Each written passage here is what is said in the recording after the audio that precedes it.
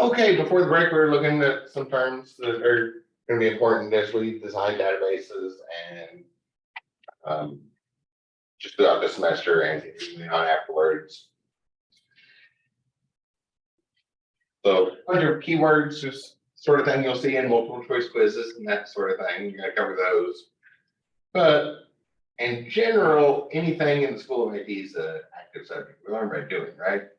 So let's kind of work through an example and see about breaking down, identifying and abstracting the identities and turning those into a setup for a table using some of those keywords we were looking at before in the first half of the lecture today before the break. So I have a scenario. I tried to Google some scenarios, but and there are tens and thousands or hundreds of thousands of sites going over the technical terms and definitions and quickly showing things up, but I could not find anything that just had a list of generic examples to use in the classroom. All of them had just the definitions over and over and over and over again. So I was like, okay, let's make a quick example. So let's say we've got this lawn care company.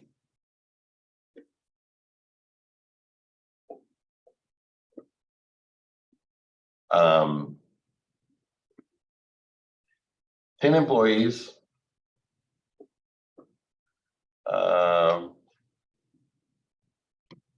Work in 3-person teams. So they sent this lawn care sends out separate teams.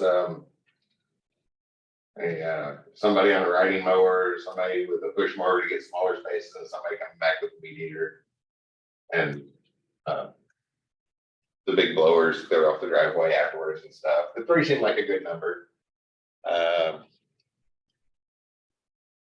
And there's 10 employees, so they get to do up to 3 at any given time and still have somebody in the office answering phones and scheduling different appointments.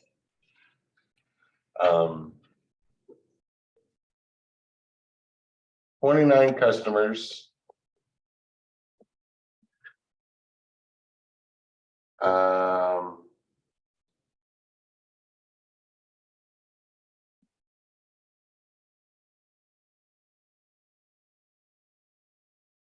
Yeah. Every other week.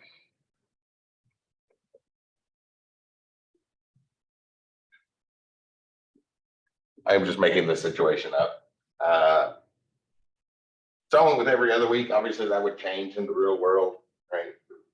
The rainy season, grass needs cut more often than around July and August when it starts to get dry and grass grows slower. And a bunch of equipment.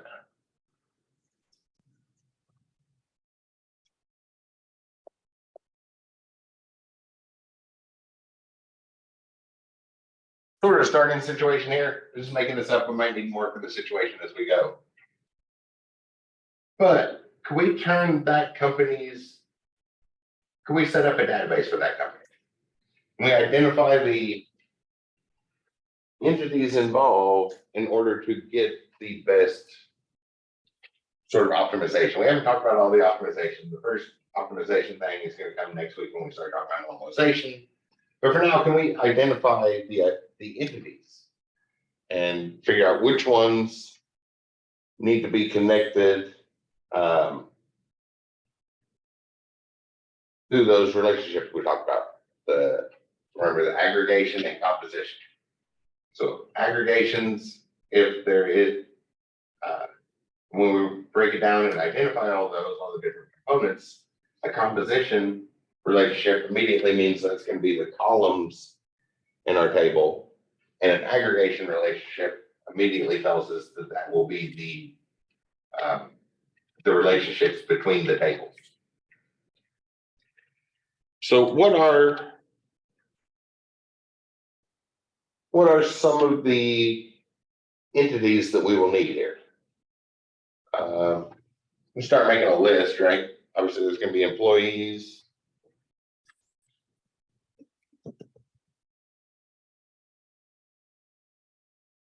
I'm working into that set notation so that when you're reading the book this week, you're reading through that chapter, it's not, you don't have to completely abstract it, you can kind of visualize something. So we need to turn this into a mathematical set so we can use those terms and concepts we were talking about before the break. So right off the bat, obviously there's going to be an employee table or an employee entity.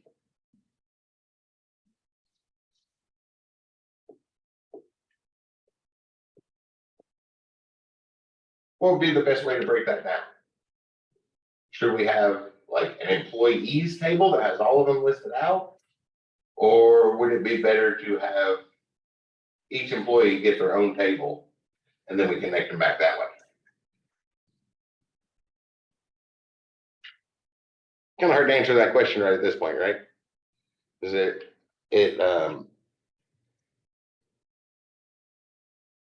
we need to build up to the answer to that question. And one of the conventions that you will often see with SQL, one that I never follow, so our class examples will probably not be written this way because I'll forget about it, but I did take note of it for like the second time or maybe even the third time. It's like, oh yeah, I need to talk about that convention in class. Is our table, each row of the table is a single employee once we get to that point. So the name of the table would be employee, not employees. I tend to always make my tables plural, but it's convention to leave it singular because it represents one row.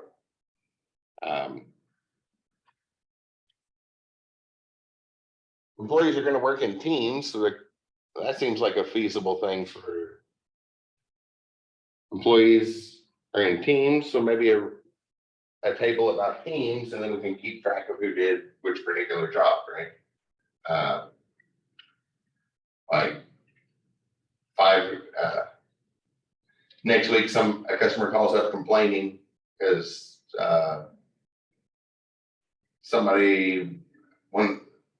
the lawn care people broke a statue or something.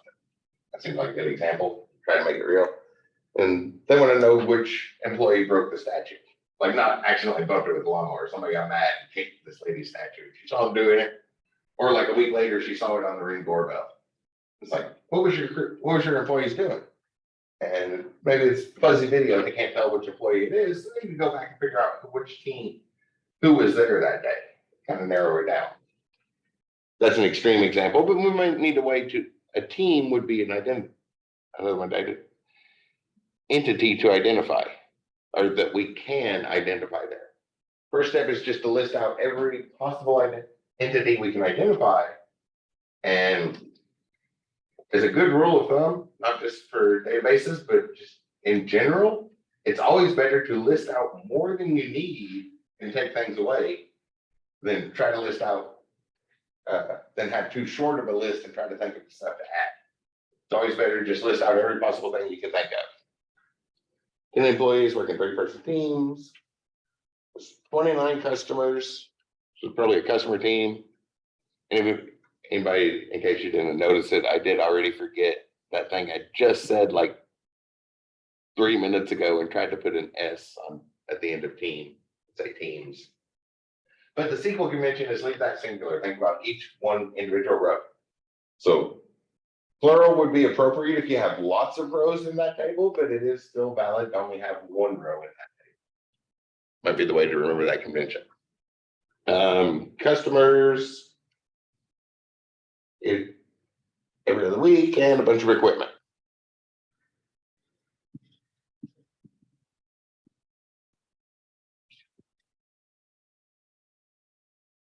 So there's just going through looking at the situation, listing off the types of entities that seem to make sense at first.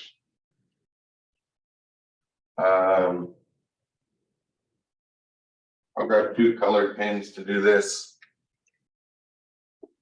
And I'll write the aggregations in red and the composition in blue. There is an official symbol to use for those. It kind of looks the same. It's an arrow with a diamond head, and one of them's One of them's left open and the other one's filled in. But I'm just gonna color code it here. So right off the bat, those initially look like some good entities to identify. And we need to form connections between them. So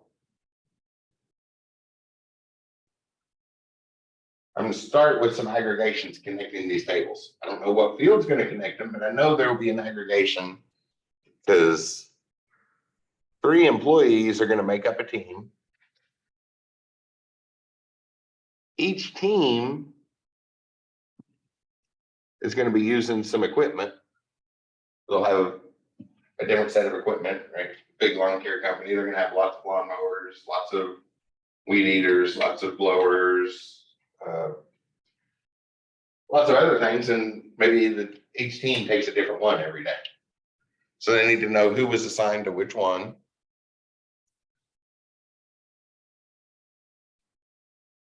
And then each team is going to get assigned to a particular customer each week. Or every other week, already in the situation, but that right there is the first thing to list as composition. Because there's a weekly, okay? Every other week or every week, some sort of date. So breaking down that customer, we're gonna need some sort of, there'll be a date. I'm thinking it goes in customer. And if you can't tell the way I was setting this up, let me change these labels. Those are gonna be in the way. So aggregations are in red. I'll move the E over here and compositions in blue. And then basically make some columns of what needs to go into each one.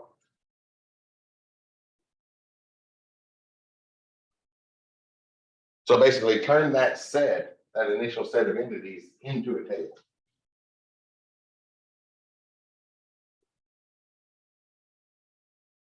So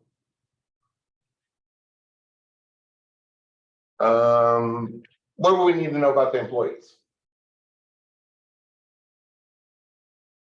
Like who they are, right? How much they make.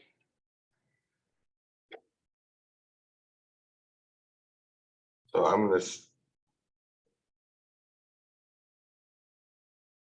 gonna start with those in blue. I'm gonna assume that information is unique. It's not obvious like there's employees on the team, so that's going to be an aggregation. But I'm going to assume that it's a composition. The name and the rate of pay are unique to the employees. So like name, pay rate.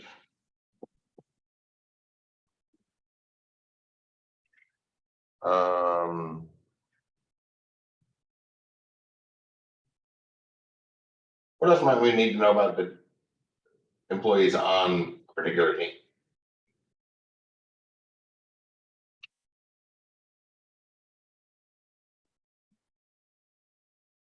Skill set could be in there, right?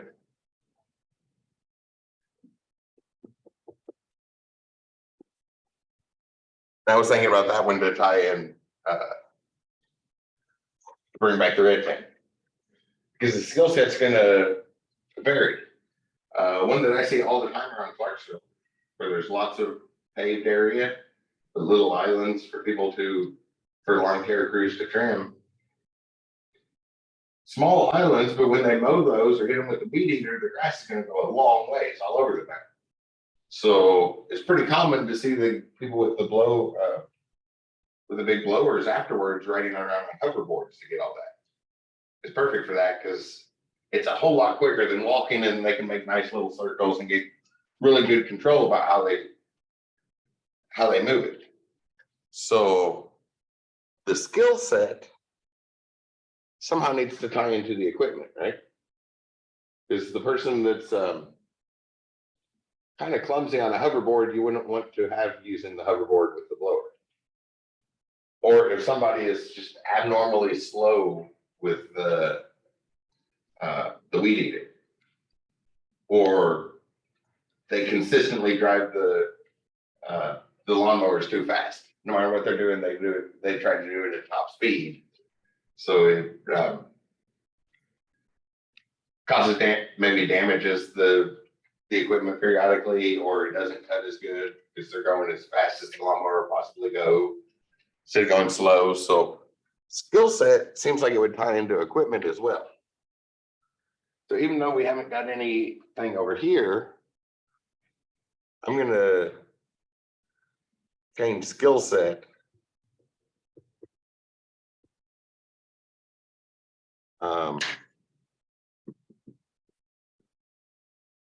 And list that out as a place where those two entities need to connect.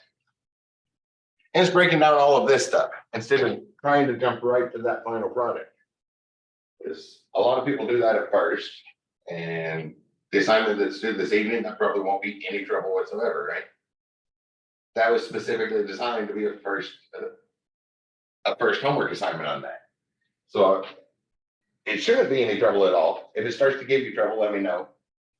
But going through the process isn't bad, and it's going to get a little more complicated in the long run. So you want to make sure you're familiar with the process and the small ones that you could probably get by without the process, because it's also a lot easier to practice this process than the small ones before you get to something big like Ivy Tech, a school system that covers 19 campuses across the entire state of Indiana. Tens of thousands of employees, and if we include all alumni, hundreds of thousands of alumni. It might be pushing 1 million alumni now, going all the way back to the 1960s. A lot of people graduated from Ivy Tech. So you want to practice the skills on the small, easy to work with ones. So that seems like a very important relationship that's already going to show up before we even look for foreign keys. Or it's hard to say where that's going to show up. So I'm going to mark it all the way across here, because what would be the best way to connect that? This is jumping ahead. We wouldn't do this in the process. We do that later. Do one step at a time. First off, just identify everything. But is it better to assign the equipment back to an individual employee, or assign the equipment to the team? And then that 3-person team can decide who gets it. That's a fine detailed question to be answered later, but we identified something that crosses over between the entities. We want to look for things like that.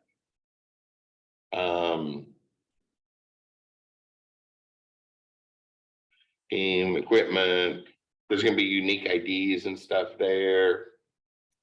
But eventually, we're going to jump over and start putting some tables together. I think that covers the process. You want to start jotting something down like this to try and find that connecting point. Skill set looks like it could potentially do that, because we might need different skill sets. If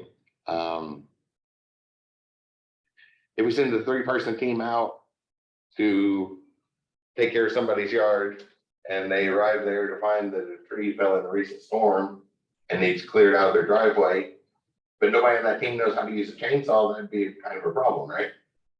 So the skill set could tie in all the way across. And you just want to look for things like that. Little diagrams and charts can help with that. Obviously, spend time appropriately for it. Don't spend forever on it. Just kind of go through the process. What else do we have here? The team. Team's going to have members. Could change day to day. Right, every day it shows up, and the first 3 people to arrive at work are the first 3 people to get loaded into a truck and sent out with a list of jobs to do. Or it could be the same teams over and over and over again. There's different ways that could go. Maybe half the employees like to switch it up, and half the employees like to be on the same team every time.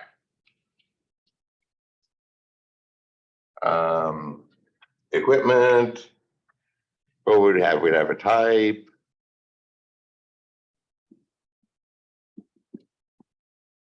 Serial number is important. right? If our team stops to get lunch and somebody comes up and steals a bunch of stuff from the trailer, we probably need to have those serial numbers when we file a report on stolen equipment. It also gives us a nice little unique ID. So doing things like this can help you identify everything that's there. And then we don't have to have generic callbacks like an auto incrementing integer for equipment, when every piece of equipment we have already comes with a unique serial number. Might not have thought of that at first. And the general idea here is breaking this down, figuring out what goes where, name, members on the team, teams can connect to customers. The customer is going to have a date, they'll probably have a name, an address, so employees can find them.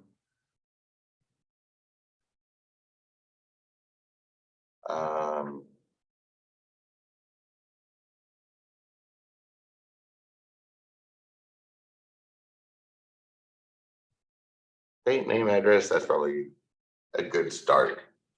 We can get into pictures soon. I just want to kind of go through this and then break down the process. Oh, the type of equipment. The team's going to need certain types of equipment, right?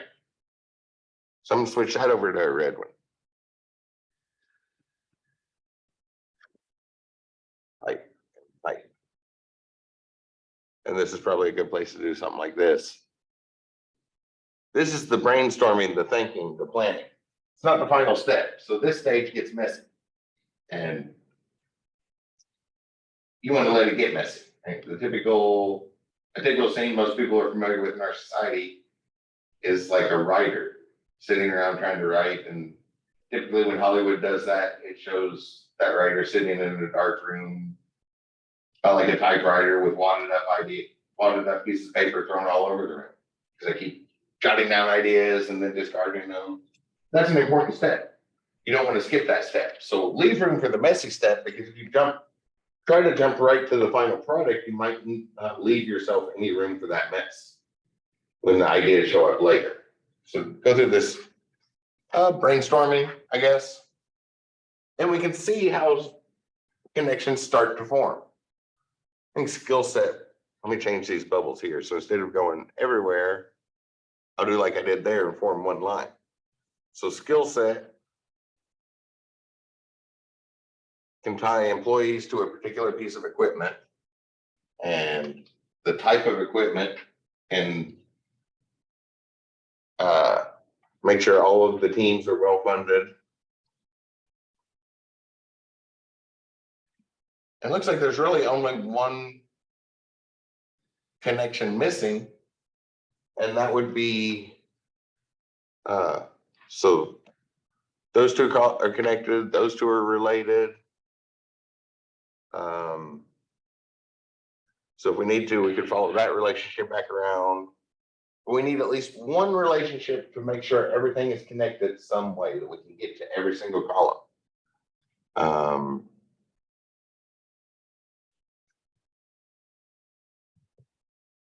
So still missing some sort of relationship here, so I'm going to add another aggregation in there. Somehow the teams need to connect to the two things. So now all of those relationships between our tables exist in at least one place. Employees can tie into particular equipment. The different types of equipment that are needed can tie back into the team that's put together, and then the team can be assigned to a particular customer's job. And you at least want to carry the brainstorming through that far, the planning, and make sure that you can start in any one of your tables and follow relationships through to access every other table. There might be some other things, but this would be a good start and kind of fill in the parts I wanted to do here. So with that assignment this week, you do it in Excel and then make up a couple data points, just make up some data points for that situation that was given. But in general, we'll draw pictures of them. I'm going to jump right ahead to drawing the pictures. We're going to do a lot more of that. And Is everybody okay with just making a table in Excel? Anybody need coverage of that? I'm actually covering that in the Informatics 109 last night. Everyone wants to hop in and review how to make a table in Excel. But I think half of you all had me for the Informatics 109. Yeah, brain. Okay, yes, I copied from, the spreadsheet assignment was copied from Brandy's shell. So you did the same shell for the class. You did the same assignment for the class. But I'm covering that tonight if anybody needs to cover tonight or Thursday, or if anybody needs a review on that. So I'm gonna jump right to the pictures. I'm gonna go over and use draw.io.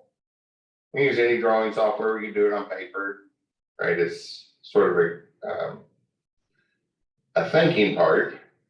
Draw.io is quite popular. On the first group assignment, you'll do all of this work. Jot these things down. We have text boxes in draw.io, so you can jot that stuff down, bring it over. When we do group work, that's gonna be another one of those classroom required days, so the whiteboard will be available. And then you can just embed a picture of it. I'll show you through over. So I'm gonna start a blank diagram. And when we get to the part where your homework is to submit an ERD diagram like this, feel free to send me the share link. Draw.io is cloud software. So instead of going over to like file and instead of going over here to file and choosing what type of export you're going to use and all that, it will be fine just to come over here once I get the Zoom thumbnails out of the way. Not a good place for my screen. We'll be okay. Just come over here and hit the share button and send me the link. That'll be fine for submitting the homework.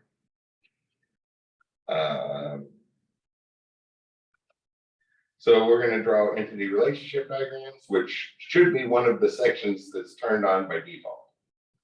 If you don't see entity relation, go to more shapes, and it should be on the list somewhere. Yeah, it should be on the list under software. So I talked about this the other day. This type of drawing software, this type of graphic software is a database. It's more than just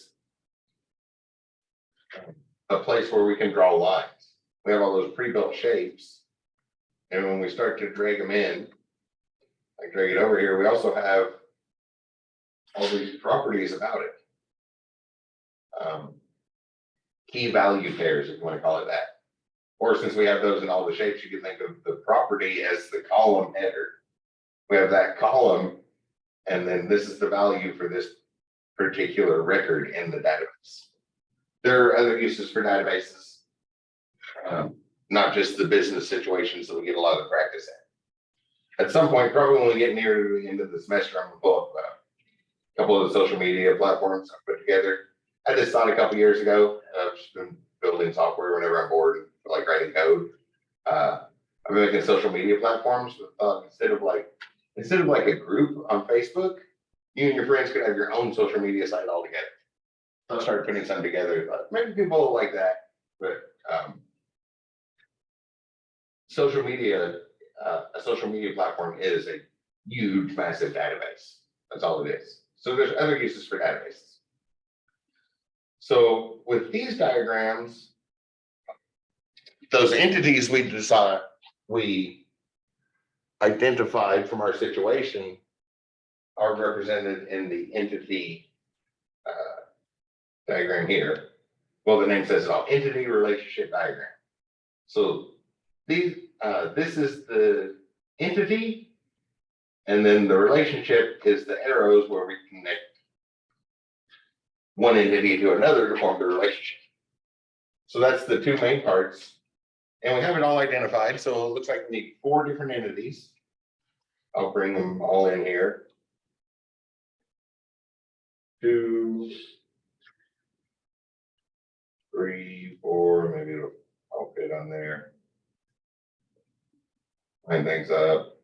I guess I could zoom out a little. Zoom out one click and look, I think it'll all fit on there. And then here's the 4 entities that were defined. So we have an employee. And you can double click and change the words here.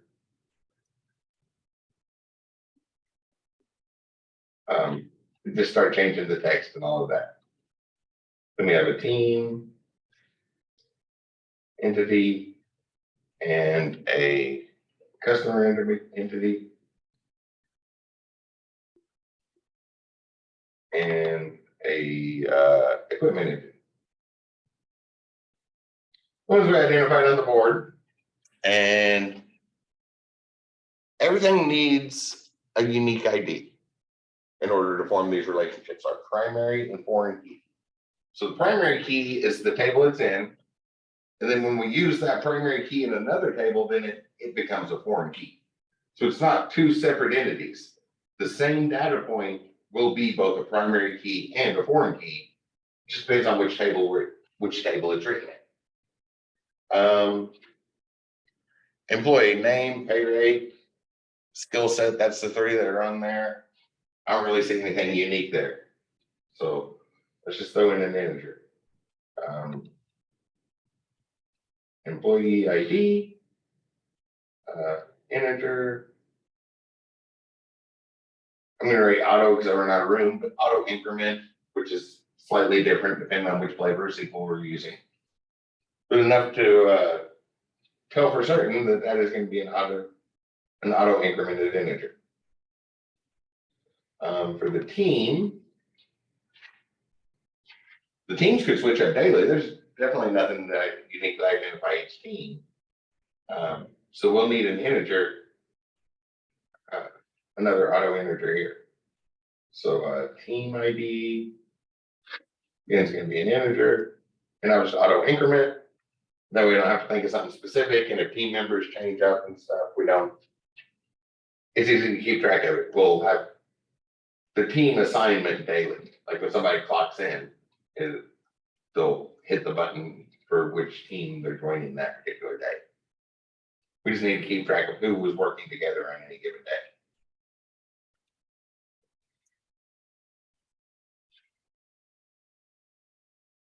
Same thing with customers.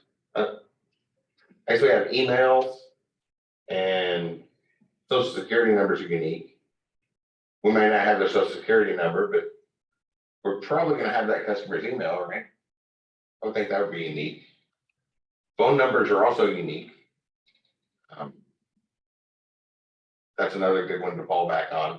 Most people have a phone number, and the very idea of a phone wouldn't work if two people have the same number. So we make email there. And I'll stop the share real quick and go back to the notes on the board.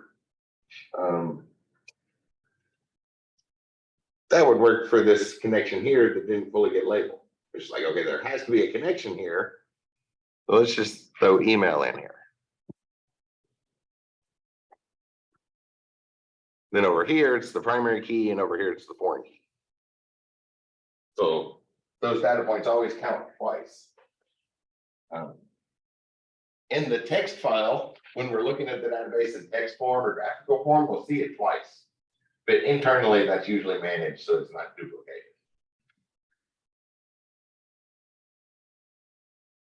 So email's there. But when a team is assigned to that job, the customer email also needs to go over here. So one of these rows, I'll just pick one of them at random, maybe a customer email.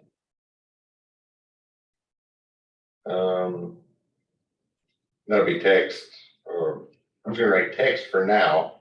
And then over here, I'll write that that's the foreign key connecting those. So see how we just take that information we thought about, fill out this, and then ultimately, basically this becomes the, that label up at the top is going to become the table name. And then all of the rows here in the entity diagram are going to become the columns for your table.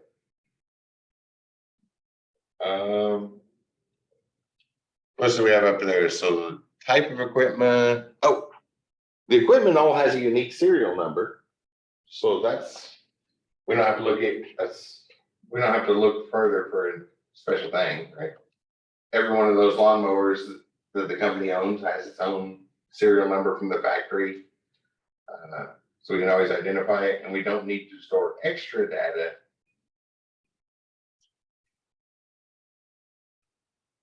Serial number. Am I being consistent the way I label things? No, I'm not. Serial number, I'll write it in camel case. There's some conventions, we already talked about some conventions today, but those are gonna work in slowly over the semester. First, we got a type of equipment.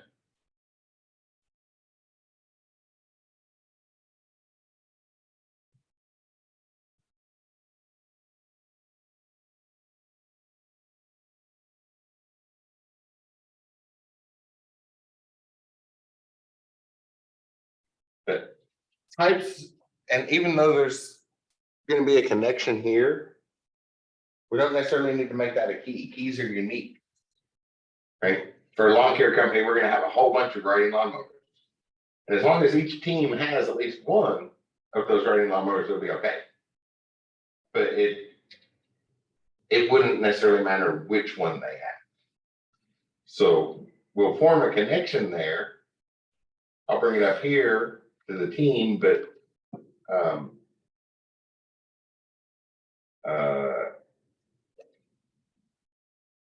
equipment type, so that we can form that connection between the two, but it's not unique enough to be an identifier. Right? Every single team's gonna have a lawn care service is gonna have a riding lawnmower and a weed eater and a gas can and all of that stuff that we would need.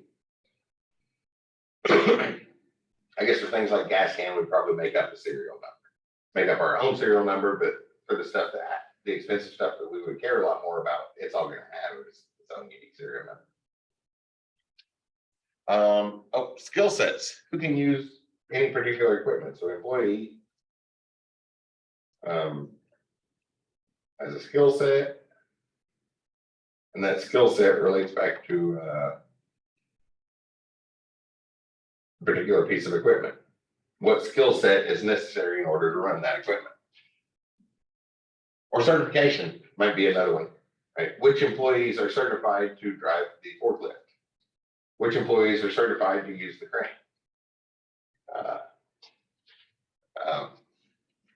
It could extend out, right? Typically, lawn care companies don't have forklifts and cranes on every job site. They have them. I just had to have a lawn care company come to my house with a forklift and a crane a couple weeks ago. Or it was last week, wasn't it? Yeah, last week. Because in that windstorm a few weeks ago, a tree fell on my house. A tree set down gently on my house. It didn't even knock shingles off. But it still took a crane, and that crane cut it up in big enough chunks that they weren't carrying it by hand. Did you know there's an advisory tomorrow? Yeah. We'll be fine. The big tree above my house came down. So my house is safe now. Which, I paid cash out of pocket because the insurance company would have just raised the premium and kept it that way for the next 20 years, even though there's not a big tree there anymore. So yeah, I'll just pay cash. But they had, even though they're typically a lawn care company, I checked with a whole bunch. And there was a lawn care company. It wasn't the cheapest bid, but I had a really good feeling that they were definitely going to do the best work. They had a crane and a forklift and bobcats and all the big equipment. Some of their employees still need to be certified on that stuff, even and have that skill set, even if it's not going to show up on every single job like the weed eater would. What else do we have here? The team's going to have a bunch of members. And that one in might be a bit of a problem.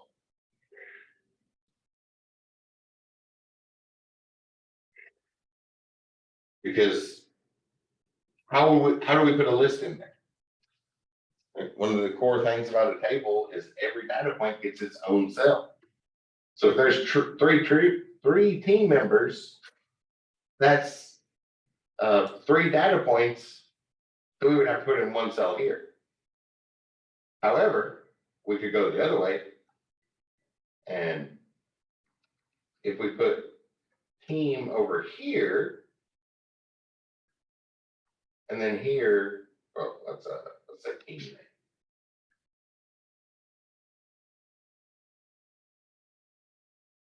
Team name. Oh.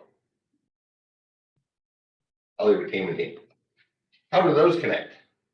Right? Because the employee records would build up quickly if we added what team they were on every particular day. And the team records would get, the team records would get fairly extensive. Could get extensive if we need to know which team they were on. So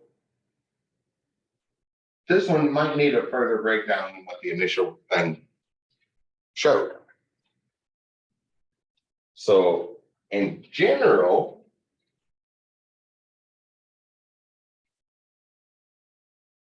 I was thinking another team one that has the particular date for that team. So we also need the date to connect to the team. We also tie that back. So back to that picture again. I'll do green for the edits. I started to think for a second, this will be a place we could break this down further and have general team information and then sort of a subset of it, the specific for Davis today's. But we just need a unique way to combine those.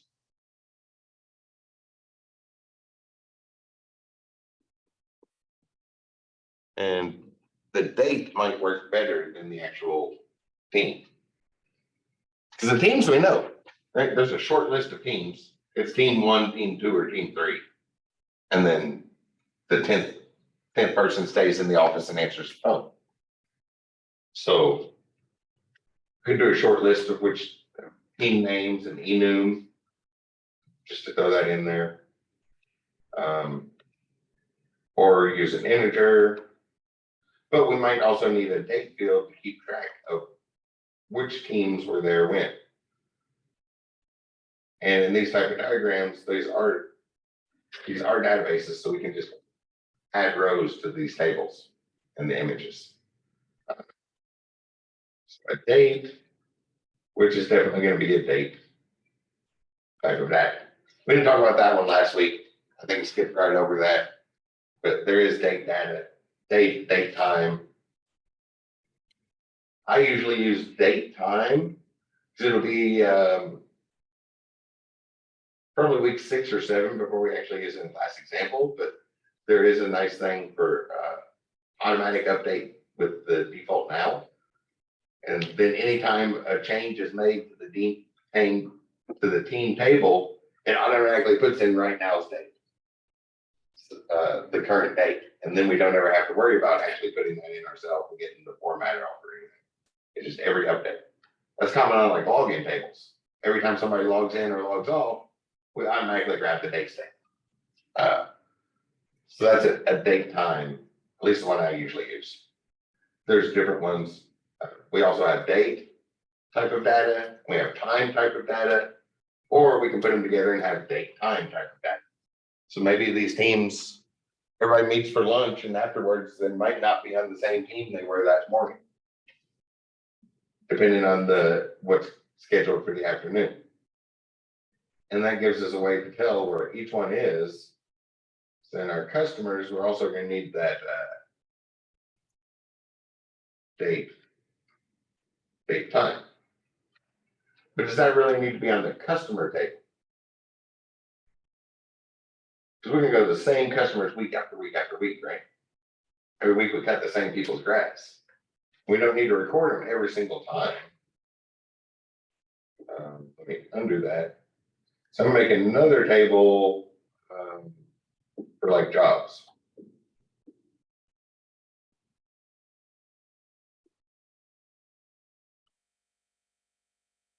And this one right here will be more important next week when we start talking about normalization. Sometimes we have to bring in extra tables just to make sure all of our relationships lay out the correct way or the best way.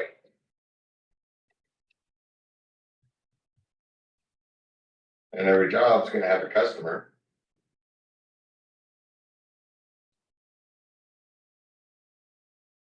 And write customer ID, and then we'll need a team ID. The customer who worked on it and when did it happen.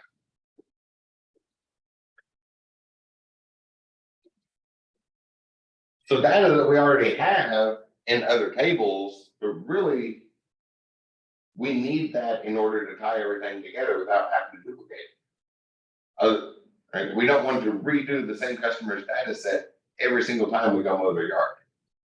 That would get very large very quick. We can keep all of the customer's data, their billing information, their email, how long they've been a customer for special sales or something, general notes. If they're a really rough customer, we warn our employees before they go there.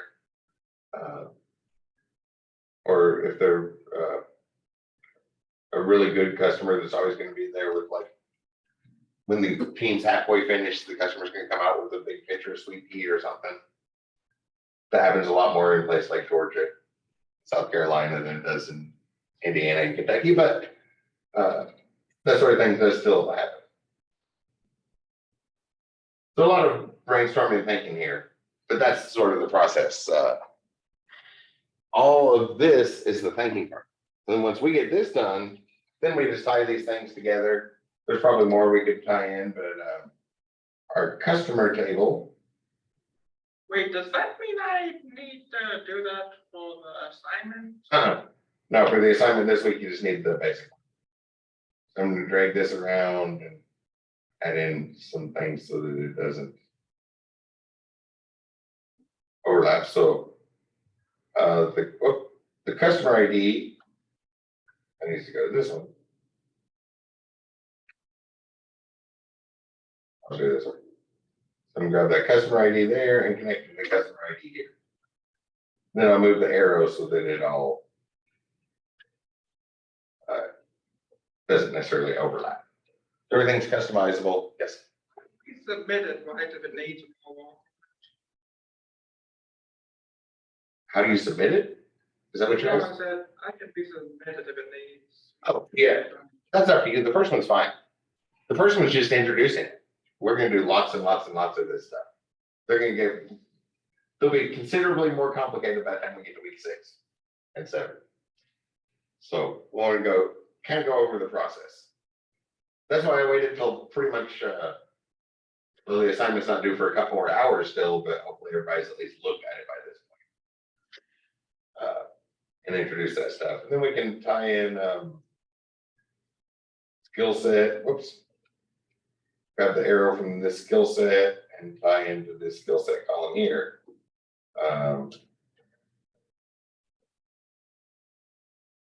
The team ID needs to connect here. Whoops.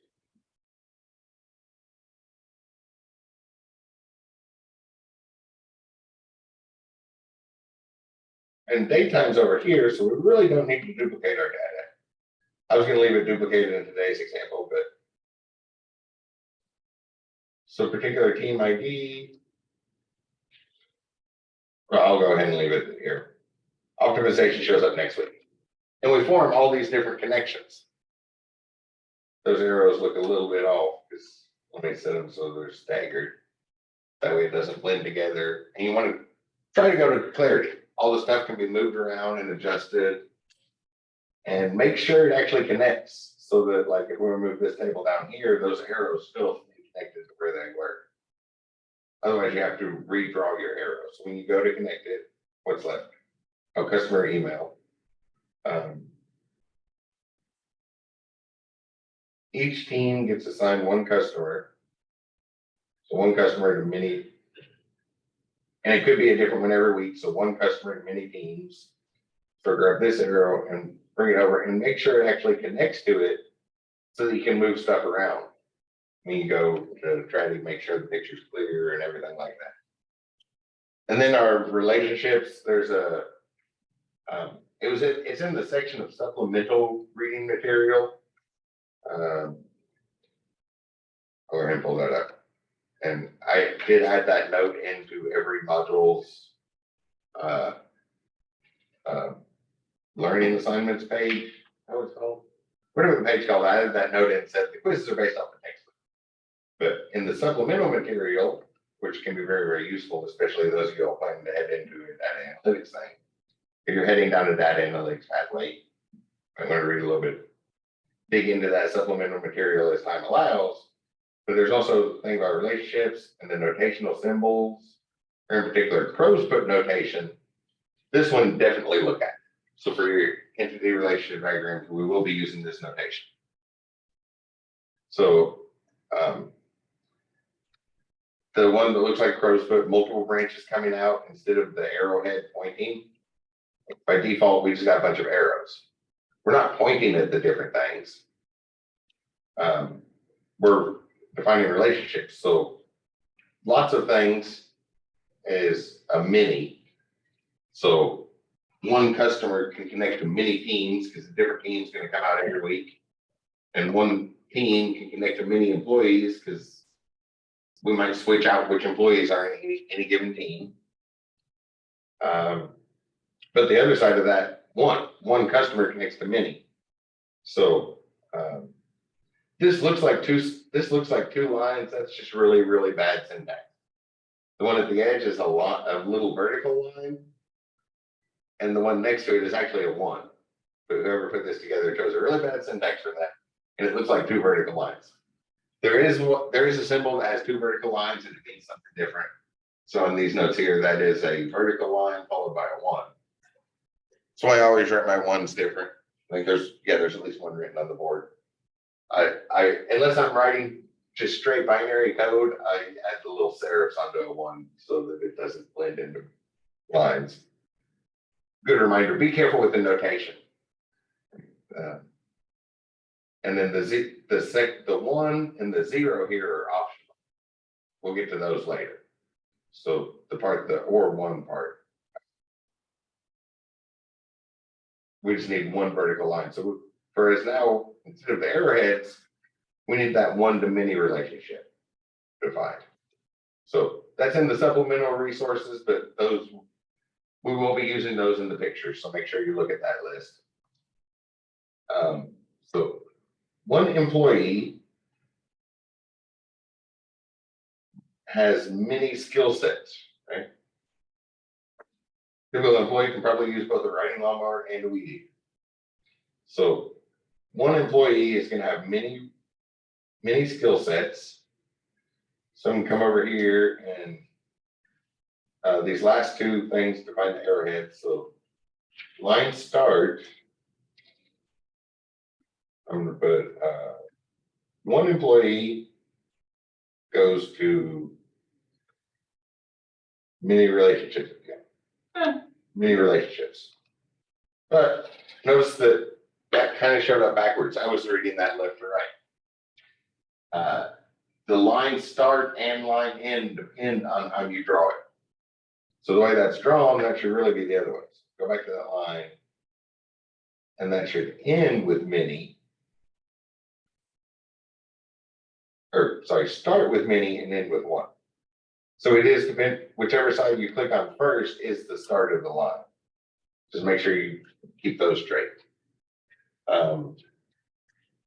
One customer is going to relate to many teams. So start with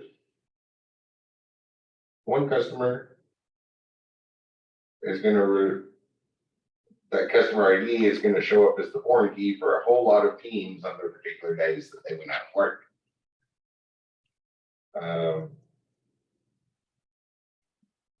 What was this one?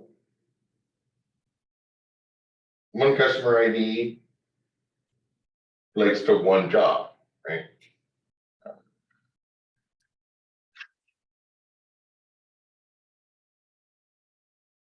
The appropriate arrowheads. And as we progress further, about half of the doing stuff is drawing using relationship diagrams. So make sure you're comfortable using the software. If you have any questions about it, let me know. We can go over it in details. What do we have here?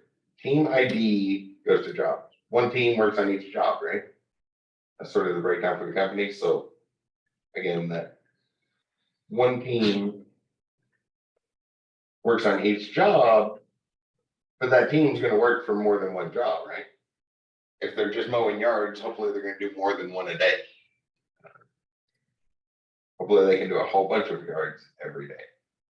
So one team goes to many jobs.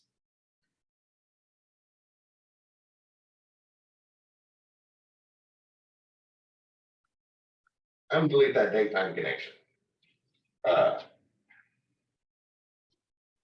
Yeah, I'm those tables are connected, but now notice that all of our stuff is connected. It's not optimized. We didn't put any thought about it in any optimization, but we have a place to set all of our stuff up. Then we could go write the SQL code for this, and most of the rest of the active stuff is doing this. We don't necessarily need to create this database. This was all about this. But for a quick preview, I'm going to open my text editor here. I use Sublime Text Editor. It's what I use most often. And once we get like that picture drawn, we can build the SQL code from that. So, and save this. This is a part that's coming later. This is what's called the schema. All the SQL code to create that.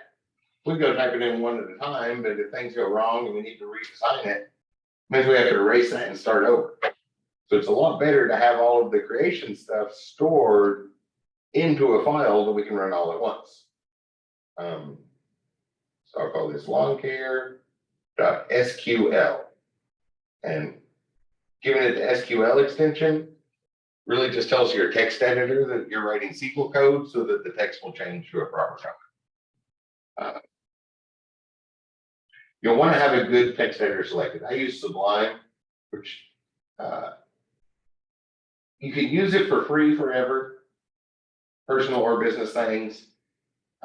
They do have a license, and I think it's around $100 now. It was $80 for years and years and years. It did finally go up, but $100 isn't bad. And I really, really like their software. Like unlike other text editors, Sublime will actually make use of a GPU, and the subtle thing, but it does make a difference when a lot of work can be passed onto a GPU instead of a CPU. But any text editor, you need a place to write a regular text editor. So not Microsoft Word, not anything fancy, just basic ASCII code in and out. The ones that are just like a typewriter. VS Code is quite popular. Notepad++, if you're on a Windows, is Windows specific. If you're on a Windows machine, or a lot of people first get to run on a Mac because it's a really nice one that's been really nice for many, many, many years. So that's a good one. Text Wrangler. Yeah. Text Edit is the basic one on Mac. Text Wrangler is the step up. There's lots and lots of text editors out there. My recommendation, if you're heading into IT, you're going to need to find a good text editor. Go Google best text editors, and I always recommend looking at these best of lists. So best of 2023. So here's always on the list. Well, however many is on there, it didn't even load the whole thing. There's enough on there. But if you look at these best of lists, you get the links to it, but you also see the things you should be evaluating. Because whoever wrote that blog put a lot of time into evaluating text editors, so you get a good idea of the criteria you should be looking at, even if you. And at this point in your education, you might not know of all those criteria yet. So that's always my recommendation for software. Google the best of list, and then at least look at that list for the criteria you should be choosing from.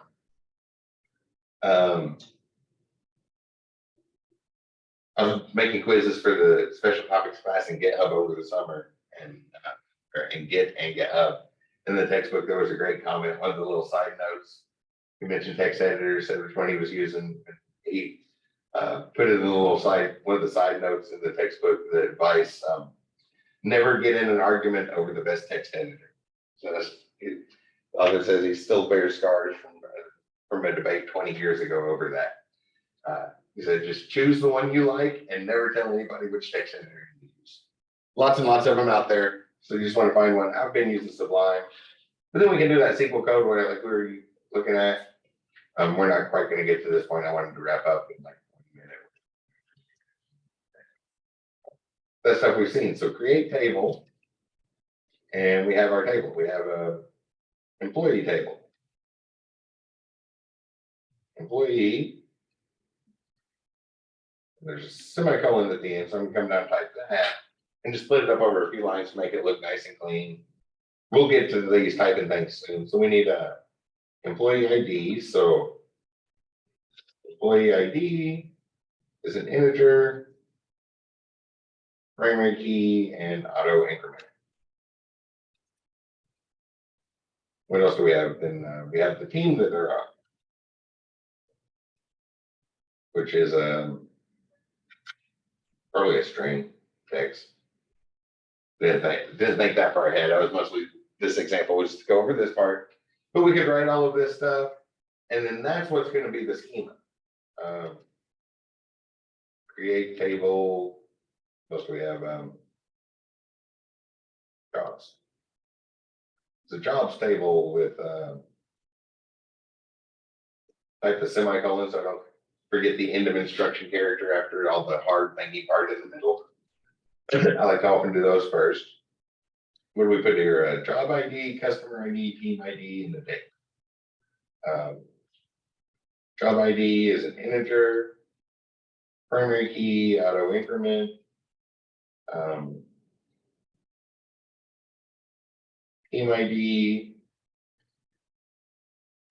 is an integer. All we need for that. Customer ID is going to be text because the customer is identified by their email.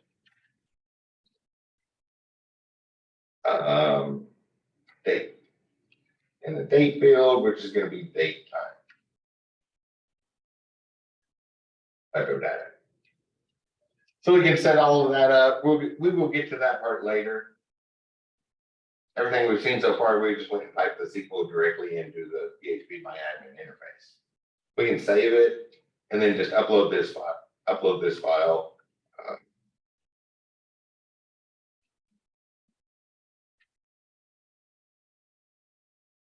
I had to reinstall XAMPP this morning.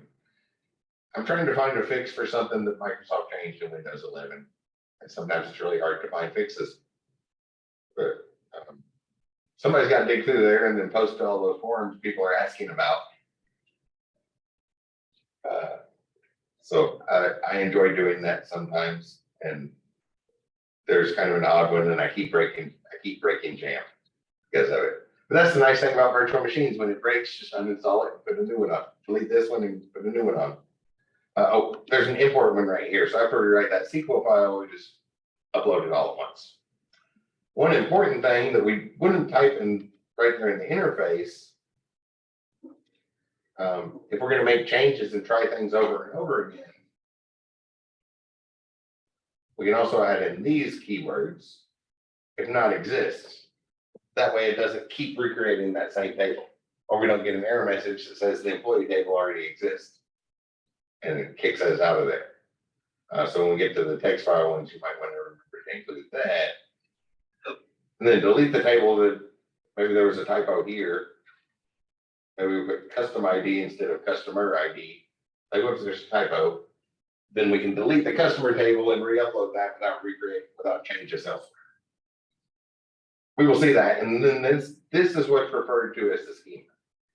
So we'll do all the thinking, put together an entity relationship diagram, and then put together a schema and SQL code to create the database based off that plan we thought so hard about. General preview about most of what we're going to do beyond the technical definitions the rest of the semester. Anybody have any questions about that stuff? We will fill in this part later.